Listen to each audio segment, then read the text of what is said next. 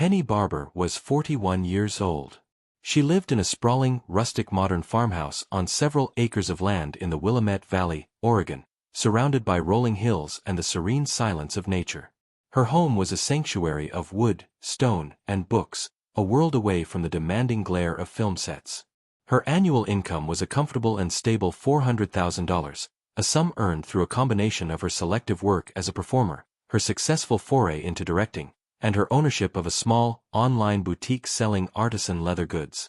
She was a MILF icon, known for her authoritative presence, her sharp wit, and a body that was both commanding and voluptuously maternal.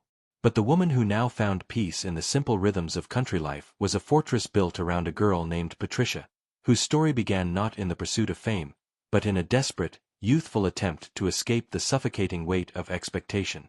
Patricia was the only child of a prominent, old-money family in Charleston, South Carolina. Her life was a gilded cage of cotillions, country clubs, and meticulously enforced decorum. She was expected to be a certain kind of woman, polite, composed, and destined for a good marriage that would further cement her family's social standing. But Patricia's spirit was too wild for such a confined existence. From a young age, her body rebelled against the delicate, pastel-clad ideal. She was tall and statuesque, with a strong, defined waist that only served to emphasize the powerful swell of her hips and the magnificent, heavy fullness of her all-natural breasts. Her face was classically beautiful, with high cheekbones and intelligent, piercing green eyes that often held a rebellious glint, a silent challenge to the world that sought to tame her. She was taught to be an ornament, but she felt like a force of nature. Her rebellion was quiet at first, sneaking out to dive bars, smoking cigarettes, dating boys her parents would never approve of. But it was at the University of Virginia, where she was dutifully majoring in art history, that she met the man who would become the catalyst for her ultimate liberation and her greatest heartbreak. His name was Julian, a graduate student in literature from a working-class background in New York. He was everything her parents despised: intellectual, penniless, and fiercely anti-establishment. He didn't see a debutante, he saw a fellow rebel trapped in a gilded prison. Their love affair was a whirlwind of poetry, political debates in cheap coffee shops, and a passionate, all-consuming physical connection. He was the first person who made her feel truly seen, not for her family name or her body, but for the fiery, intelligent woman she was inside. He called her his warrior queen, and she believed him. They dreamed of running away together after graduation, of moving to a bohemian life in Europe. Patricia, or Trish as he called her, was ready to renounce her inheritance for a life of passionate poverty with him. But as graduation neared, Julian grew distant. The pressure of his thesis, the reality of his student debt, and the intimidating shadow of her family's wealth began to crush him. The final blow came when her father, having discovered the affair, offered Julian a substantial sum of money to leave her and never contact her again. Patricia, naively, believed their love was stronger than any check. She was wrong. Julian took the money. He left a note, a cowardly, rambling letter about not being able to provide for her and not wanting to stand in the way of her destiny. The betrayal was absolute. The warrior queen had been dethroned and sold off by the man she loved. Devastated and utterly disillusioned, she dropped out of university weeks before graduation. The gilded cage of her upbringing now felt like a sarcophagus. She couldn't stay in Charleston, a living monument to her humiliation. With a small trust fund from a grandmother that her parents couldn't touch, she fled west, with no destination in mind other than away. She ended up in Los Angeles, a city that didn't care about her family name or her broken heart. The money wouldn't last forever, and the need for self-sufficiency was urgent. A chance encounter with a photographer in a Hollywood bar led to a test shoot. He was captivated by her commanding presence and her womanly, almost regal physique. "You have a look," he told her. "You look like you're in charge.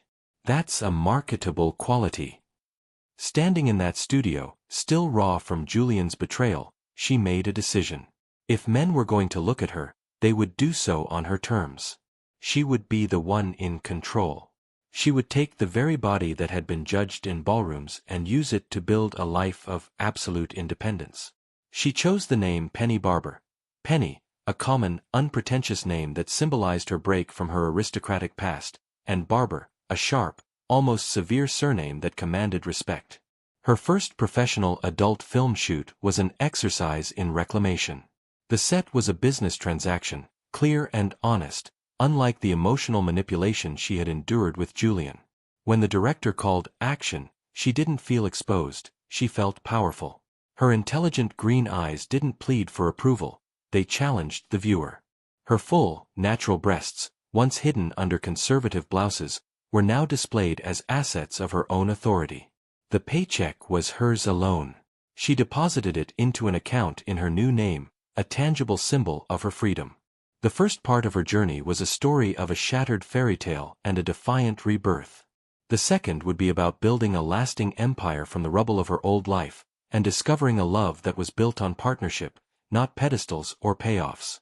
Penny Barber's entry into the adult film industry was a quiet revolution. She did not fit the mold of the bubbly ingenue or the passive fantasy. She was something different, an authoritative, sophisticated presence. Directors quickly realized her unique power. She excelled in roles that required a woman in control: the strict teacher, the demanding boss, the confident, experienced neighbor. Her performances were nuanced and intelligent. She used her body with the precision of a conductor leading an orchestra, her piercing green eyes maintaining a constant, captivating connection with the viewer. She became a sought-after name, her MILF persona built on a foundation of genuine strength and maturity, not just a number on a birth certificate. Financially, she was astute. She invested her earnings wisely, first in real estate, then in a small portfolio of stocks. She never lived extravagantly, her childhood in Charleston having taught her the emptiness of mere display. The farmhouse in Oregon was not a mansion, it was a homestead, a place of genuine peace and productivity. After a few years of performing, she moved behind the camera, starting her own production company focused on creating content that showcased the power and sensuality of women over 30. She became a mentor to younger performers, offering them the guidance and business advice she had to learn on her own, fiercely protecting them from the predators and poor contracts she had deftly avoided. Yet, for all her professional success and hard-won independence, her personal life remained a guarded fortress. The wound left by Julian's betrayal had calcified into a deep-seated distrust of romantic partners. She had flings, but no relationships.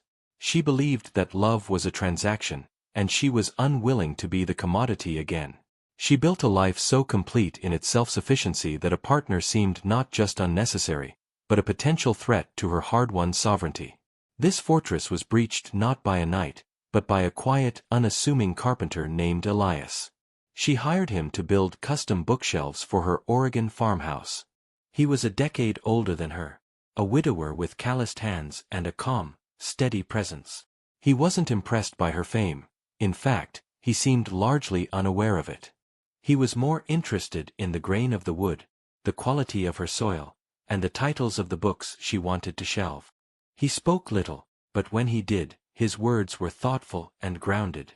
He was rebuilding his own life after loss, and he understood the value of quiet companionship over passionate, dramatic declarations. Their courtship was a slow, gentle erosion of her defenses. It wasn't a whirlwind, it was a gradual thawing. He didn't try to conquer her or place her on a pedestal.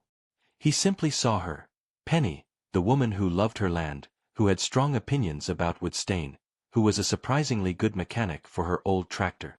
He admired her strength but was not intimidated by it. He saw the vulnerability she worked so hard to hide and met it not with exploitation, but with a quiet, unwavering respect. Letting him in was the most terrifying thing Penny had done since she left Charleston. It required a surrender of control, a belief that not all love ended in betrayal.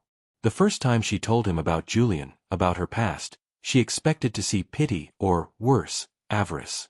Instead, he listened, and then simply said, "His loss was my profound gain." It was the antithesis of everything she had come to expect. Now, at 41, Penny Barber has found a balance she never thought possible. She still runs her production company, still directs, and occasionally performs in projects that intrigue her. Her name still commands respect and a healthy income in the industry. But her life is no longer defined by it. The fortress in Oregon now has a permanent, welcomed resident. Elias shares her life, a true partner who builds furniture in the workshop while she edits film in her office. The piercing green eyes that once held so much defiance and hurt now often crinkle at the corners with a deep, quiet joy. Her story is not one of a fall from high society, but a conscious leap into a more authentic, self-determined life. She had to be sold out by a false love to understand her own worth, and she had to build an empire by herself to be ready to share it with someone truly worthy. She reclaimed her body, her finances, and her future, and in doing so, created a life rich enough to finally, safely, share.